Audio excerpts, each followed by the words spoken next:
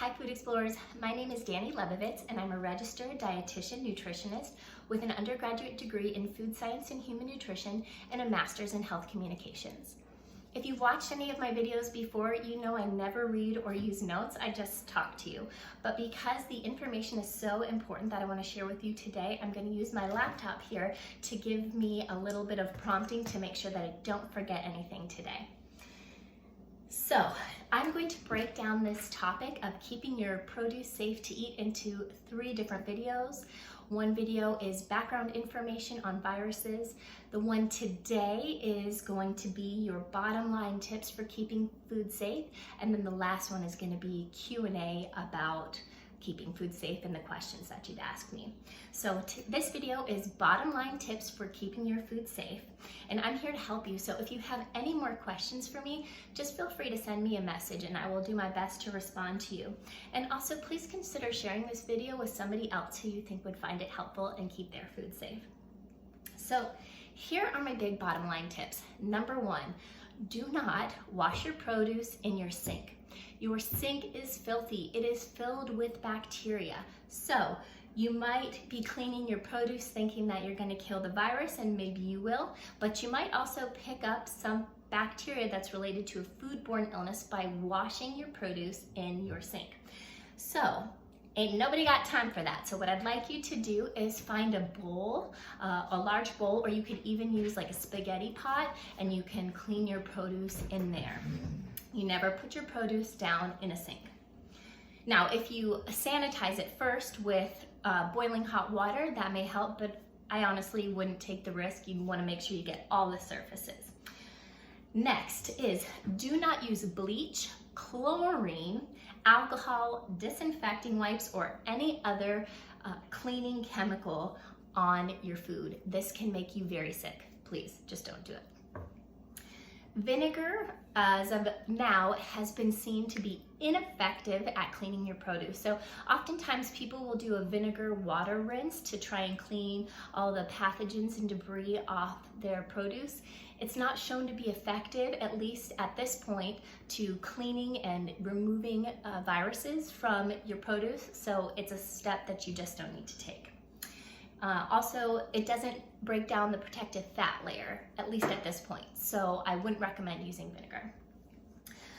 Also, viruses do not break down in the cold, so if you freeze your food, you will not get rid of the virus. So if you have virus particles on your food, you put it in the freezer and you remove it from the freezer 6 months later, you'll still have that virus material on there and you can get sick. Viruses do, however, break down in the heat. So if you're really concerned, consider heating your food or cooking your produce to kill the virus. The CDC, or the Center for Disease Control, is making the same recommendations for cleaning your produce as it does for all produce all the time. And their recommendation for cleaning produce is to clean your produce under cool running water. So there is your tip, under cool running water. Now I'm going to share with you my to-do list for cleaning produce. So first, before touching any food, always wash your hands, sing happy birthday twice under warm soapy water, and clean those hands vigorously. The perfect temperature, as I mentioned in the background video, is 77 degrees Fahrenheit or warmer, or 25 degrees Celsius. That should help break down that fat layer of the virus. Wash all produce. Even an orange. Yes, I know it has a rind, but if you think about it, if you don't clean produce, even that has a rind, and you're touching the outside and you peel it, and then you touch the fleshy part on the inside and you put it in your mouth to eat it, you've just contaminated that fruit. So let me say it again. Wash all produce, even with a peel. Okay, always clean produce under running water to minimize bacteria and debris that can be on the outside. If the fruit or veggie has a rind or thick, hardy skin, clean under warm running water as the same temperature or warmer that I mentioned above. And you can even scrub with a veggie brush or a kitchen scrubber. Let me show you what that looks like. Veggie scrubbers come in all different shapes and sizes. This is one that I have. This one has a nice little finger holder on it. But you can even use a kitchen scrubber that has bristles like this. Do not use a sponge. Sponges are dirty. They have lots of bacteria in them. Do not use them to clean your produce. That bacteria on the sponge or in the sponge can be transferred to your fruit when you think or your vegetables when you think you're trying to clean it, and that can cause a foodborne illness. Not the virus, but a foodborne illness nonetheless, and that will not make your microbiome, your belly, feel very good. So do not use a sponge. If you have a kitchen brush or something with bristles, you can use that to help clean off any more bacteria or debris. For delicate produce or those with soft skin, first clean under running water. Consider using these soft skinned items like your berries or your anything that's would be exposed, like your broccoli or cauliflower head, and consider using those in a baked or cooked item so that you are killing potential virus pathogens with heat.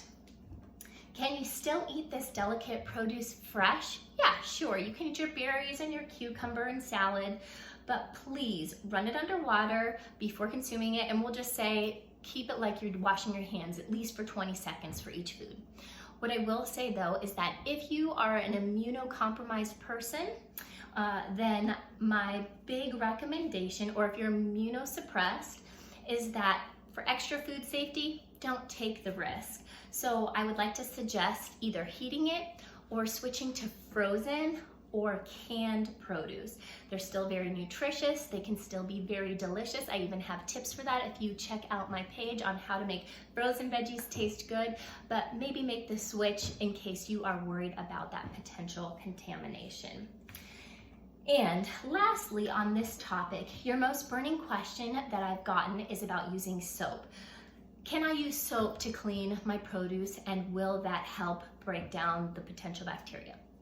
Well, you can. If you would like to use soap, I would recommend only using maybe 1 or 2 drops in a big bowl or a pot.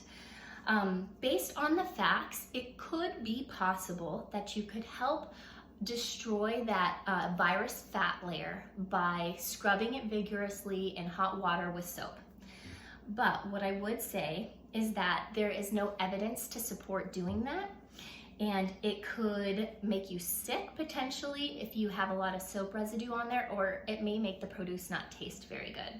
So a better idea, if you have listened to my background about viruses, and the shelf life of that piece of produce can last, then you can leave it in a dry, warm, and bright place for a few days to kill the virus, because remember, viruses only survive with a host. So if they don't have a host to live off of, that virus starts to degrade and break down, so then it will become ineffective and you can't spread it. And so touching your eyes, nose, or mouth after that amount of time, after that virus has degraded, will make sure that you are not going to get that virus, so you can leave it out. But as we know, a lot of produce don't have a very long shelf life, especially if it's warm or dry. It needs to be kept cool and moist. So those are just some things to consider. But one last tip is, before you eat any produce, wash your hands.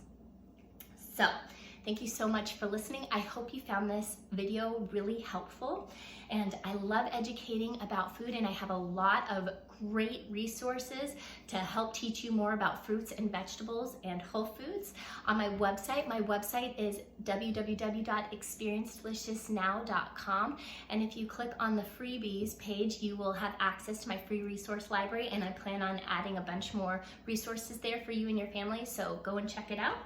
And until next time, thank you for joining me in search of delicious.